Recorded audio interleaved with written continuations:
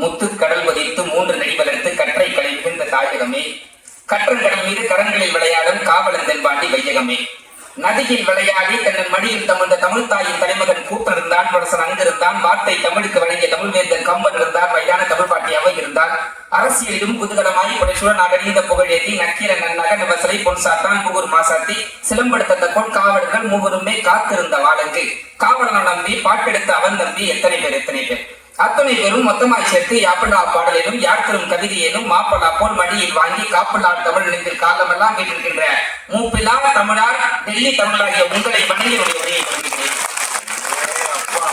ரசிகர் மன்றம்னு வைக்கிறோம்னா அது டெல்லி தமிழ் சங்க மக்களை தான் வைக்கிறோம், நாட்டு இருந்தே கிடையாது. அது கோவில் பட்டியல் தான் சொன்னா, ஆனா சில சமயம் உண்மையை சொல்லுவேன், அது இங்க சொல்லியிருக்கேன். Man of motivation, man of energy எங்கள் அன்பு அண்ணன் நடுவர் அவர்களுக்கு வணக்கத்தை தெரிவித்துக்கொண்டு பேசுனா என்ன பேசுறீங்க ரெண்டு பேரும்? எல்லாரும் எப்படி இருக்கீங்க? நல்லா இருக்கும். இது கேட்க எவ்வளவு நல்லா இருக்குன்னு. இதான் டெல்லியினுடைய பவர்னு. இதுவே எங்க ஊர் பக்கம் போய் கேட்கறேன், ஏதோ உங்க புண்ணியத்துல இருக்கிறோம் அப்படின்றான். என் புண்ணியத்துல நானே நல்லா இல்ல, நீ ஏன்டா நல்லா இருக்கணும் அப்படின்ற மாதிரி இருக்கும். அப்படிலாம் எல்லாமே ரொம்ப அழகா அமர்ந்திருக்கீங்க. அதுவும் உங்க டெல்லி தமிழ் உங்களுக்கு குடியரசு தின நல்வாழ்த்துக்களையும் தெரிவித்துக் கொண்டு அண்ணன் ஒரு உண்மையை சொல்லணும். சொல்லுப்பா. உங்க எல்லாத்துக்கும் ஒரு உண்மையை சொல்லணும். என்னன்னு, ஒரு 5 வருஷம் முன்னாடிண்ணே சரி இங்க இருந்து கூப்பிட்டாங்கன்னா மாலத்தீவுல இருந்து பேச கூப்பிட்டாங்க. சரி, மாலத்தீவுல என்ன ஒரு பட்டிமன்ற பொங்கல் நிகழ்ச்சிக்காக பேச கூப்பிட்டுருந்தாங்க. ஓகே. எனக்கு கூப்பிடும் போது தெரியாது பாஸ்போர்ட் வேணும் மாலத்தீவு போறதுக்கு. சரி, நான் நிகழ்ச்சிக்கு ஒத்துக்கிட்டேன். அதுக்கப்புறம் தான் சொன்னாங்க பாஸ்போர்ட் வேணும்னு. நான் நிகழ்ச்சி அமைப்பாளர் சொல்றேன், ஐயா என்கிட்ட பாஸ்போர்ட்டே கிடையாதுங்க அப்படின்னு. ஒண்ணு இல்லைங்க, கற்கல்ல அப்ளை பண்ணுங்க, ஒரு வாரத்துல கிடைச்சிடும், நீங்க சொன்ன உடனே சொல்லுங்க நான் டிக்கெட் போட்டு விட்டுறேன். சரி சரி, நானும் ரொம்ப ஆசாசியா சென்னைக்கு வந்து தற்கல்ல அப்ளை பண்ணேன். அப்புறம் தான் கண்டுபிடிச்சேன், என் ஆதார் கார்டுல என் மொபைல் நம்பரே பதிவாகணும்னு சொல்லி தற்கல்லாம் உங்களுக்கு பண்ண முடியாதுன்னு கேன்சல் பண்ணிட்டேன். மாலை போச்சு. நானும் கஞ்சி கதறி பாக்குறேன் பாஸ்போர்ட் ஆபீஸ்கிட்ட, முடியாதுன்ட்டாங்க. உடனே அங்கேன்னு சொன்னாங்க, பரவாயில்ல ஒன்னும் பிரச்சனை இல்லை, 1 மாசம் டைம் எடுத்துக்கோங்க, அடுத்த ஒரு நிகழ்ச்சிக்கு அதுல கூப்பிடுறாங்க. ஆமா, அதுக்கு எப்படியோ கஷ்டப்பட்டு பாஸ்போர்ட் எடுத்து வச்சுட்டேன். ரொம்ப ஆசாசியா டிக்கெட் போடுவாங்கன்னு காத்துக்கிட்டு இருந்தேன். அந்த நாட்டு அதிபருக்கும் உச்ச நீதிமன்ற அதிபதிக்கும் அது உச்ச நீதிமன்ற நீதிபதிக்கும் சண்டை வந்து எமர்ஜென்சி போட்டாங்க. மாலத்தீவு கேன்சல் எமர்ஜென்சி போட்டதுனால. என்னடா இது வாழ்க்கை இப்படி போயிடுச்சு அப்படின்னு காத்துக்கிட்டு இருந்தேன். அடுத்த கொஞ்ச நாள்ல இருந்து பாத்தீங்கன்னா நார்வேல இருந்து கால் வந்துச்சு. நார்வே நிகழ்ச்சியாவது எப்படியோ கன்ஃபார்ம் ஆயிடும் அப்படின்னு பாஸ்போர்ட்ல அப்ளை பண்ணி எல்லாம் கொடுத்து எப்படியா டிக்கெட் போடுவாங்கன்னு காத்துக்கிட்டு இருந்தேன். பேசி பேசி எனக்கு அந்த நிகழ்ச்சி அமைப்பாளருக்கு சண்டை வந்து எங்க 2 பேருக்குள்ள எமர்ஜென்சி வந்துருச்சு. இப்படி சில்வர் போயிட்டு இருக்கும் போது எங்கேயாவது பொருட்காட்சிக்கு போனேன், கண்காட்சிக்கு. அப்ப டெல்லி அப்புறம் சாப்பிட்றதே ரொம்ப பெருமையா நினைப்பேன். இப்ப இந்த டெல்லி தமிழ் சங்கத்துல இருந்தே அழைப்பு வந்திருக்கின்றது ரொம்ப சந்தோஷமா இருக்கு. இந்த 2 இன்சிடென்ட் முன்னாடி மட்டும் நீ எனக்கு சொல்லியிருந்தேன்னா டெல்லிக்கு நிச்சயமா நான் உன்னை கூப்பிட்டுருக்க மாட்டேன். நீங்க கூப்பிட மாட்டேங்கிறதுதான் நான் சொல்லவே இல்லையே. நல்ல வேலை ஆண்டவன் காப்பாற்றுறாங்க. நல்ல வேலை ராசி இல்லாத ராஜான்ற பேரை மாத்தி நீ ராசி உள்ள ராஜான்னு மாத்தி டெல்லி தமிழ் சங்கத்துக்கு வணக்கத்தை தெரிவித்துக் கொண்டு இப்ப தலைக்கு வரணும். வாங்க. இந்த உலகத்துல ஆக்சிஜனுக்கு அப்புறமா நமக்கு உண்மையா தேவைப்படுற விஷயம் எதுன்னு பாத்தீங்கன்னா இந்த பணம் மட்டும் தானே. ஆக்சிஜனே பணம் வச்சுதான் கொடுக்குறாங்க. கபிலா கேட்டாங்க, நீங்க வந்து உங்க குழந்தையுடைய வாசனையை மோந்து பாப்பீங்களா இல்ல ஒரு பணத்தினுடைய வாசனையை மோந்து பாப்பீங்களான்னு. ஆமா கபிலா, இதை நான் ஏன் ஸ்டைல்ல பதில் சொல்றேன். இந்த உலகத்திலேயே அதிகமான கிருமி இருக்கிற எதுன்னு பாத்தீங்கன்னா அந்த பணம் தான்.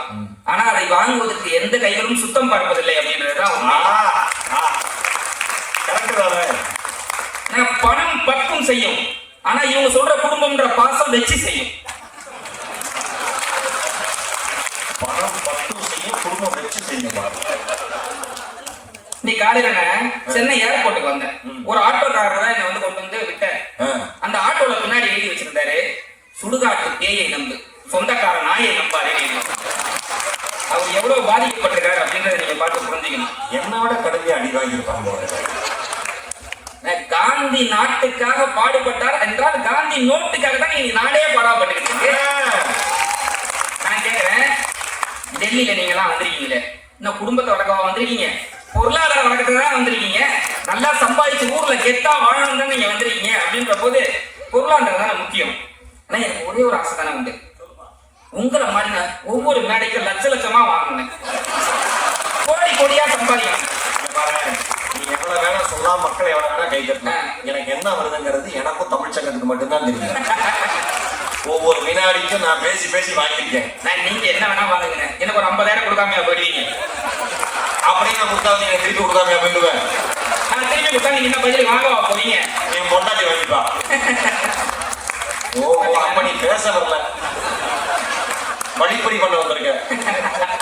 கோடி கோடியா சம்பாதிங்க, சம்பாதிச்சு சும்மா ராஜா பகவத் மாதிரி காலம் மேல காலத்துக்கு போட்டுக்கிட்டு பணம்னா ஒரு மேட்ரே இல்லைங்க அப்படின்னு பணம் சம்பாதிச்சத சொன்னாதான் இந்த உலகம் கேட்கும்னு சொன்னா இந்த பணம் தான் மிகப்பெரிய சக்தியே இல்லை.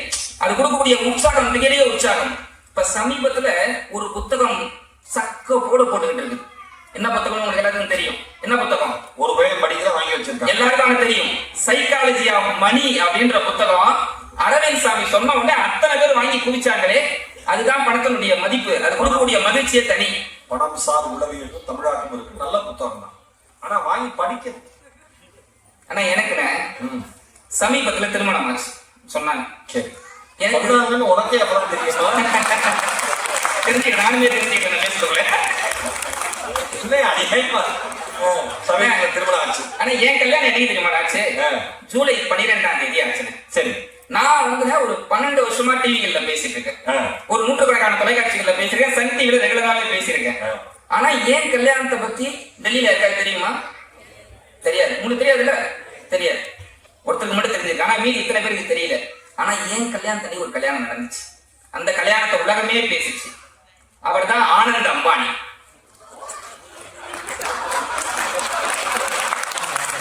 பாருங்க, பணம் இருந்தா அத்தனை பேருக்கும் தெரிஞ்சிருக்கு.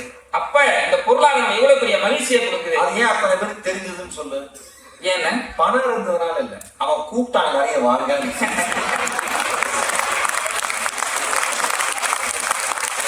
அந்த மனுஷன் கூப்பிட்டான் வாங்க, தெரிஞ்சவங்க விருத்தாச்சலத்துல ஒரு மண்டபத்துல தாலி கட்டி விட்டு டெல்லியில் தெரிந்ததா ஏன் பத்திரிகை வச்சாங்க வந்து தமிழ்ச்சங்கத்துக்கு கூப்பிட்டாங்கன்றது வேற, என்ன கூப்பிடல. ஆனா நானும் கும்பகோணத்துல இருக்க நாகமுத்து பாண்டியனும் யூடியூப்ல அவர் அம்பானி வீட்டு கல்யாணத்துல என்ன நடந்துகிட்டு பார்த்துட்டு இருக்கோம் பாத்தீங்களா. இந்த மாதிரி எப்படா நமக்கு ஒரு வாழ்க்கை அமைய போதுன்ற ஒரு கற்பனை இருக்கு பாத்தீங்களா. அது வாழ்க்கையில உண்மையிலே கொடுக்கக்கூடிய மகிழ்ச்சி பெருசுங்க. ஜிகேலங்க 13 ரூபா 41 பைசா வச்சிருப்பான். ஆனா தேடுவான் ஆப்பிள் ஐபோன் என்ன விலை அப்படின்னு தேடுவான், ராக்கெட் என்ன விலை. ஏன்னா அது வாங்கதான் முடியாது, அட்லீஸ்ட் வரக்கூடிய ஆடாவது தோல்ல அந்த மாதிரி வட்டு போட்டுமே அப்படின்னு ஒரு நப்பாசை தானே. நான் சில பேருக்கு எல்லாம் சொல்றேன், அது கொடுக்கக்கூடிய மகிழ்ச்சி பாருங்க. காசு, பணம், துட்டு, மணி, டப்பு, டாலரு, தங்கம், வெள்ளி, வைரம், வைடூரியம், பிளாட்டினம், செய்கூலி, சேதாரம், சம்பளம், கிம்பளம், ரொக்கம், பரிசு, amount, fees, advance, bonus, increment, PF, discount, settlement, increment, வட்டி, வாடகை, வந்த வட்டி, வராத வட்டி, தந்த வட்டி, தராத வட்டி, கண்டு வட்டி, ருப்பீஸ், இன்வெஸ்ட்மெண்ட், இன்ட்ரெஸ்ட், கேஷ், டாலரையும் கொடுக்கக்கூடிய ஒரே வார்த்தை தான் இந்த பணம். இதுக்கெல்லாம் சொந்தத்துக்கு அர்த்தம் இருக்கா? இந்த பணம்ங்க ஒவ்வொரு இடத்துலயும் ஒவ்வொன்றா மாறுபடும். சொல்லட்டுங்களா? அது உண்மைனா நீங்க கை கட்டுங்க. இந்த பணம் கோவிலில் கொடுத்தா காணிக்கை, ஸ்கூல்ல கொடுத்தா ஃபீஸ், திருமண வீட்டுல கொடுத்தா வரதட்சணை, விவாகரத்து வீட்டுல கொடுத்தா ஜீவனாம்சம், அரசாங்கத்துக்கு நம்ம கொடுத்தா டாக்ஸ், கோர்ட்ல கொடுத்தா ஃபைன், முதலாளி கொடுத்தா சம்பளம், பேங்க்ல கொடுத்தா லோனு, நம்ம ஹோட்டல்ல சர்வருக்கு கொடுத்தா டிப்ஸ், தெரிஞ்சவங்க கொடுத்தா ஆறா கடன், அரசாங்க ஊழியர் நம்ம கிட்ட வாங்கினா லஞ்சம். அப்படி இந்த பணம் ஒவ்வொரு இடத்துலயும் ஒவ்வொரு விஷயம் செஞ்சுக்கிட்டு இருக்கு அப்படின்னா அது எவ்வளவு பெரிய விஷயம். அந்த பணம் கொடுக்கக்கூடிய மகிழ்ச்சியே தனியான விஷயம்ன்றதுதான். ஒரு சின்ன மெல்லிய போடுங்க, இந்த பக்கம் பணக்காரன், இந்த பக்கம் ஏழை, வாழ்க்கை எவ்வளவு வித்தியாசத்தை கொடுத்துருக்குன்னு பாருங்க. காலைல ஏய்ச்ச உடனே தொப்பையை குடிக்க ஒன்னா பணக்காரன், பால் வாங்க ஒன்னா மிடில் கிளாஸ், தண்ணி குடிக்க ஒன்னா ஏழை, ட்ரெஸ் எடுத்து விலையை பார்த்தா பணக்காரன், விலையை பார்த்து ட்ரெஸ் எடுத்தா ஏழை, நகையை வாங்கி வீட்டுல வச்சா பணக்காரன், நகையை வாங்கி பேங்க்ல வச்சா மிடில் கிளாஸ், நகை கடையிலே இருக்கட்டும் அப்படின்னா அவன் ஏழை. இருக்கிறவனுக்கு ஒரு ஏழை தான் அடுத்த ஒரு பொருளுக்கு ஆசைப்பட மாட்டாங்க. இருக்கிறவனுக்கு சொத்து பிரச்சனை, இல்லாதவனுக்கு சொத்து பிரச்சனை, பணக்காரருக்கு வருமான வரி பிரச்சனை, ஏழைக்கு வருமானமே ஒரு பிரச்சனை. இன்னும் சொல்லிட்டுங்களா, 100 கிலோ மூட்டை தூக்குறவனுக்கு அதை வாங்க சக்தி கிடையாது, அதை வாங்குறவனுக்கு அதை தூக்க சக்தி கிடையாது. அப்படின்னா இந்த பணம் எவ்வளவு முக்கியம் வாழ்க்கையில அப்படின்றதுதான். இந்த வாக்கிங் தொப்பை குறைக்கிறது பாருங்க. அதுக்கு என் ஃப்ரெண்டு ஒருத்தன் எழுதியிருந்தான், வாய் செய்கிற தவறுக்கு கால்களுக்கு தரும் தண்டனை வாக்கி. இவங்க குடும்பம்ன்றாங்க, எங்கேயாவது குடும்பம் மாதிரி இருக்காங்க. முன்னாடி எல்லாம் சொந்தக்காரங்க வீட்டுக்கு போனா என்ன சொல்லுவாங்க, பார்த்து போயிட்டு வாங்க அப்படின்னு சொல்லுவாங்க. இன்னைக்கு ஏதாவது சொந்தக்காரங்க வீட்டுக்கு போனா என்ன சொல்றாங்க, அந்த வெளிக்கேட்ட சாட்டிட்டு போங்க அப்படின்றாங்க. இது எங்க பரவாயில்ல, நீங்க ஒரு நாள் காலையில போயிட்டு பால் பாயிண்ட் வாங்கிட்டு வாங்குறான் ஒருத்தன். கொஞ்சம் சொந்தக்காரங்க டீசெண்டா இருக்கு. ஆனா ஒரு ஃபங்க்ஷன் அட்டன் பண்றதும் சொந்தக்காரங்க வீட்டுல வந்து ஒரு இன்டர்வியூ, அதாவது ஒரு இன்டர்வியூ அட்டன் பண்றதும் சொந்தக்காரங்க ஒரு ஃபங்க்ஷன் அட்டன் பண்றதும் ஒண்ணுங்க. 1000 கேள்வி கேட்டு நம்மள இது பண்ணுவாங்க. இதுல வர கபிலா திருமணத்தை பத்தி பேசுனாங்க. நான் ஒரு 90s கிட்ஸ். இங்க எத்தனை பேர் 90s கிட்ஸ் இருக்கீங்க? இத்தனை பேர் இருக்கீங்க, கை தட்டுங்க. நீங்கெல்லாம் கம்மியா தான் இருப்பாங்க. ஏன்னா பாவம் நமக்கு நம்ம தான் கட்டிக்கணும். ஏன்னா தான் பொண்டாட்டியை யாராவது பார்த்தாலே முறைச்சு பார்த்த 80s கிட்ஸுங்க, தான் பொண்டாட்டிய டிக்டாக் ரீல்ஸ் போட்டு ஆடிட்டு இருக்க 2K கிட்ஸுங்க, பொண்டாட்டியே இல்லாம வாழ்றவங்களை போல 90s கிட்ஸுங்க அப்படின்னு வாங்குறேன். ஜாதகம் வாங்குவாங்க, பார்ப்பாங்க, சென்டர் அப்படின்னு ரிப்பீட் இப்படிதான் போயிட்டு இருக்கோங்க. ஏன்னா மாப்பிள்ளைக்கு தோட்டம் துறவுலாம் இருக்கா அப்படின்னு கேட்பான். இல்ல அப்படின்னா பொண்ணு கொடுக்க மாட்டாங்க. அப்ப அங்க கூட பணம் தான் தேவைப்படுதுங்க. எனக்கு உங்ககிட்ட ரொம்ப பிடிச்சதுங்க, நீங்க கார்களா வாங்கி குடிச்சு தள்ளிருக்கீங்க. உங்ககிட்ட ஒரு 10 கார் இருக்குமான? 10 கார் சொல்லுங்க, நீ ஆசைப்பட்ட எவ்வளவு வச்சுக்க. ஆனா அந்த கார் வாங்குறது நல்ல விஷயம் இருக்குண்ணே. நீங்க ரோட்ல கார் வாங்குறது நல்ல விஷயம், அது வைத்தறிச்சல மேடையா சொல்றது நல்ல விஷயம். ஒரு தாடா போயிட்டு இருக்கு.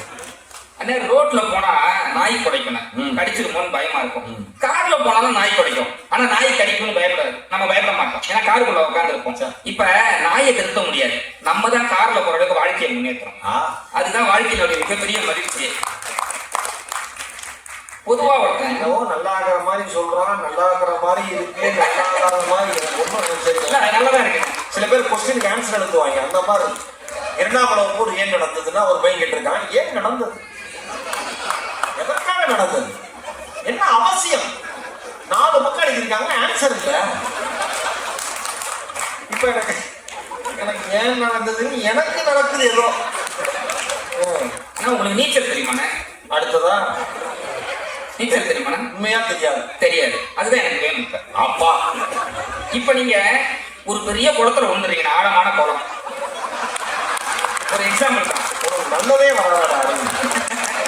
கார் வச்சிருந்தேன், கார் போச்சு. இப்ப அடுத்து நீச்சல் குளத்துல விழுங்குற நல்ல வேலை நம்ம தங்குற ஹோட்டல்ல நீச்சல் குளம் இல்ல. ஆனா நீங்க விழுந்துருவீங்க. விழுந்துடுறீங்க. உங்களுக்கு இந்த உலகம் என்ன தெரியுமா சொல்லும், விழுந்தெல்லாம் நீ தான் தள்ளி விட்டுற போல இருக்க. அப்படியே நானே தள்ளி விட்டு நீங்க விழுந்தாலும் உலகம் என்ன சொல்லும்? இல்ல நியாயமா கேட்கறேன், என்ன சொல்லுவாங்க, துரதிருஷ்டசாலி, பாவம் நீச்சல் தெரியாம உள்ள விழுந்துட்டேன்.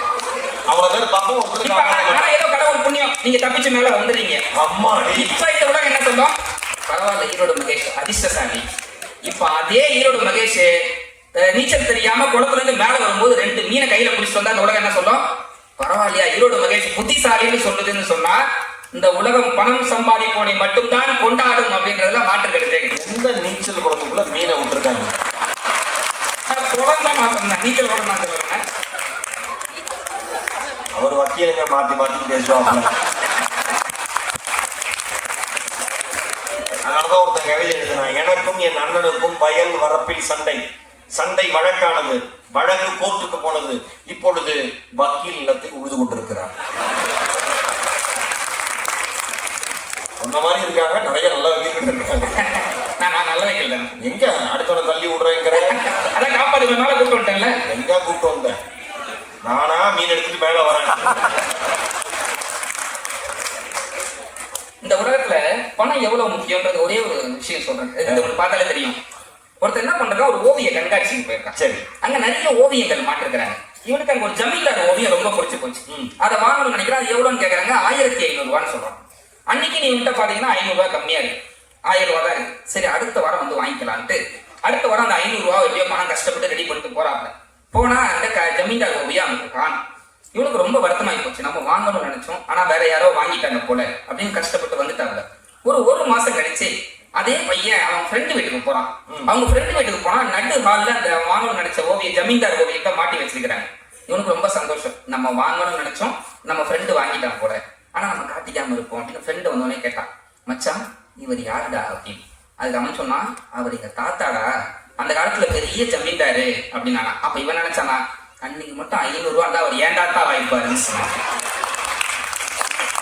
இதுதான் பணம் எவ்வளவு முக்கியம் அப்படிங்கிறதுக்கு வாழ்க்கையில் நம்ம கற்றுக்கொள்ள வேண்டிய விஷயமே. அடுத்து ஆனா பாருங்களா, தாத்தாங்கிற உறவு எவ்வளவு பெருசு. 500 ரூபாய் போட்டால மாட்டி அலைய விடுறீங்க இந்த மனுஷனை. கபிலா சொன்னாங்க, என்ன சொன்னாங்க, எவ்வளவோ சொன்னாங்க. குடும்பம் குடும்பம் குடும்பம் தான் மகிழ்ச்சி. அதுக்கு நாகமுத்து, நம்ம குடிசையில் இருந்தாலும் கூட அந்த பாசம் தான் பெரிய இருந்தாரு. ஆனா ஒரு 2 மாடி வீட்டுல இருக்கிறாரு, அதை எடுத்துக்காரு, அது கூட நம்ம போக வேணாம். அது நம்ம தேவையாது. உண்மையிலே சொல்லிட்டோங்களாங்க, இந்த குடும்பத்தை கூட நம்ம மேல மகிழ்ச்சியாக வேணும்னா அந்த பொருளாதாரம் வேணும்.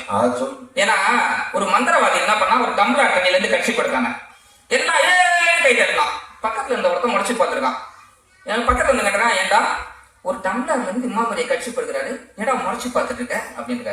அதுக்கு இவன் சொல்லிருக்கான், இவன் எம்மா தரும், ஒரு டம்ளர் நிறைய தண்ணியில இருந்து ஒரே ஒரு கட்சி தான் எடுக்கிறான், என் பொண்டாட்டி தான் 2 சொட்டு தண்ணியில ஒரு பட்டு கூடவே எடுப்பான் அப்படின்னா.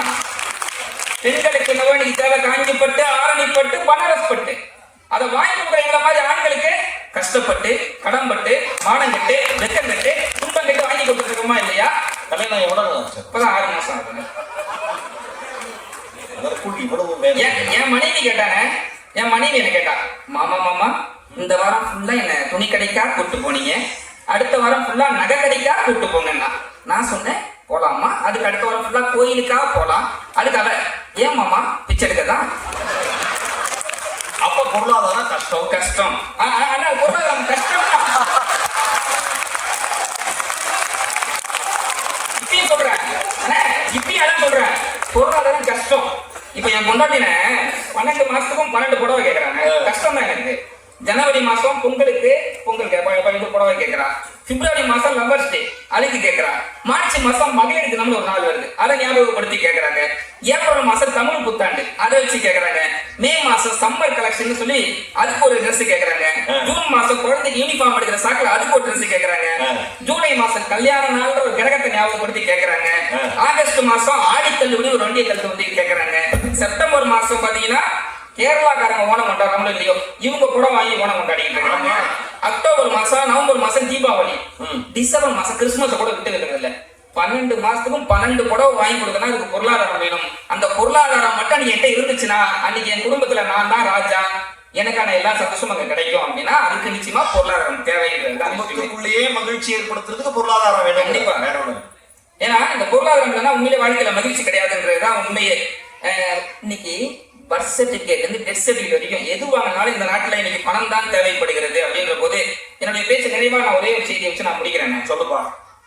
உங்களுக்கு எல்லாம் கொரோனா வந்துச்சுன்னு, கொரோனா வந்த போது நம்ம எல்லாருக்குமே தெரியும், அன்னைக்கு சின்ன சின்ன பொருட்கள் கூட எவ்வளவு விலை விற்றாங்க அப்படின்னு.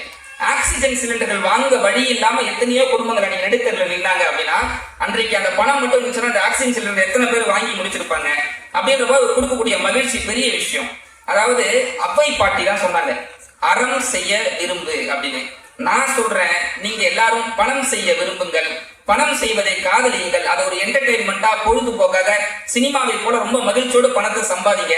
இந்த பணம் மட்டும்தான் உங்கள் வாழ்க்கைக்கான அத்தனை நம்பிக்கையும் அத்தனை மகிழ்ச்சியும் கொடுக்கும். இந்த குடும்பத்தை கூட நம்ம மகிழ்ச்சியாக வைத்துக் கொள்வதற்கு இந்த பணம் தான் மிகப்பெரிய காரணியாக இருக்கும் என்று தெரிவித்துக் கொண்டு, அன்றைக்கு குடும்பங்கள் எல்லாம் அட்டாச்சாக இருந்தார்கள், பாத்ரூம்லாம் டிட்டாச்சாக இருந்துச்சு. இன்னைக்கு பாத்ரூம்லாம் ரூமுக்குள்ள அட்டாச்சா வந்து போச்சு. இந்த குடும்பங்கள் டிட்டாச்சாக சென்று கொண்டிருக்கிறது அப்படின்னா இதற்கு மிகப்பெரிய காரணமே இந்த பணம் இல்லாத சூழல் தான். அப்படின்ற போது இந்த பணத்தை சம்பாதித்து வாழ்க்கையை மகிழ்ச்சியாக கொண்டாடுவோம் என்று தெரிவித்துக் கொண்டு, நடுவர் அவர்கள் நல்ல தீர்ப்பை வழங்குவார் என்று கேட்டுக்கொண்டு, நல்ல அற்புதமாக ரசித்து கேட்ட டெல்லி தமிழ் மக்களுக்கு வணக்கத்தை தெரிவித்துக் கொண்டு, இளைய ரத்தம் என்ன போலியா, எழுத வேண்டும் புதிய இந்தியா. வாய்ப்புக்கு நன்றி, வணக்கம், ஜெய்ஹிந்த்.